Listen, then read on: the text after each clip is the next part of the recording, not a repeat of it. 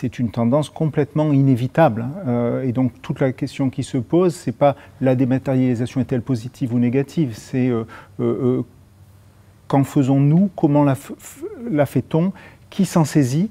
Un des points intéressants, c'est de voir que d'abord ce qui précède, l'emballage, c'est une innovation très ancienne en fait, hein, qui a été développée au tournant, à la fin du 19e, au début du 20e siècle.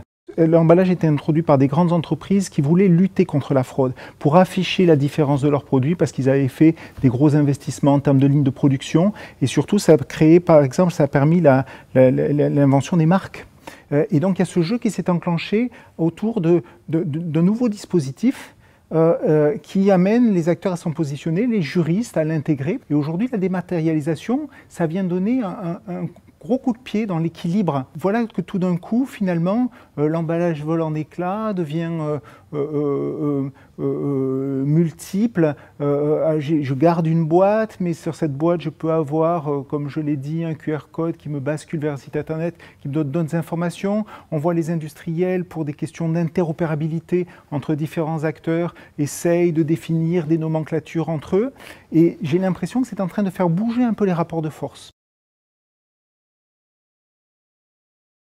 Il semblerait que l'idée que les consommateurs puissent, avec l'aide d'applications bien sûr, fabriquer, je dirais, leurs propres applications, leur propre système de tri des produits, avec leurs propres critères, choisir également la forme qui permettra d'afficher les signaux qui seront affectés, compliqués ou simplifiés s'ils veulent gagner du temps, etc. Enfin bref, que la façon dont l'information est utilisée soit entre les mains des consommateurs me paraît quand même rendre caduque tout un tas de débats sur est-ce qu'il faut mettre des feux ou pas des feux, est-ce qu'il faut mettre ceci ou cela. Ça pose d'autres problèmes, c'est-à-dire ça va poser le problème de comment sont faites les applications, qu'est-ce qu'il y a dedans, comment on choisit entre les applications. Et j'ai l'impression qu'il faut faire encore un petit peu de temps avant qu'on voit bien que c'est maintenant là que sont les problèmes et plus sur les anciennes questions. La vigilance autour de l'usage des données personnelles est absolument indispensable. Une fois qu'on a dit ça, il faut aussi raison garder, parce que les acteurs qui disposent des données personnelles n'en font pas forcément tout l'usage qu'ils pourraient en faire.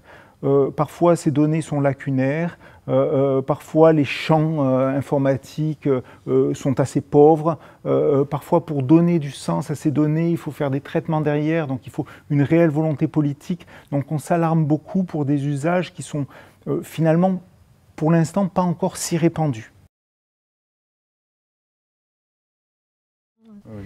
Il n'y a pas de coût en fait. Hein. Il y a pas de coût. Il y a des coûts immédiats, mais avec un bénéfice futur. Donc en fait, on peut considérer que la dématérialisation est un investissement de productivité. C'est-à-dire que on subit des coûts un peu supplémentaires aujourd'hui pour réorganiser.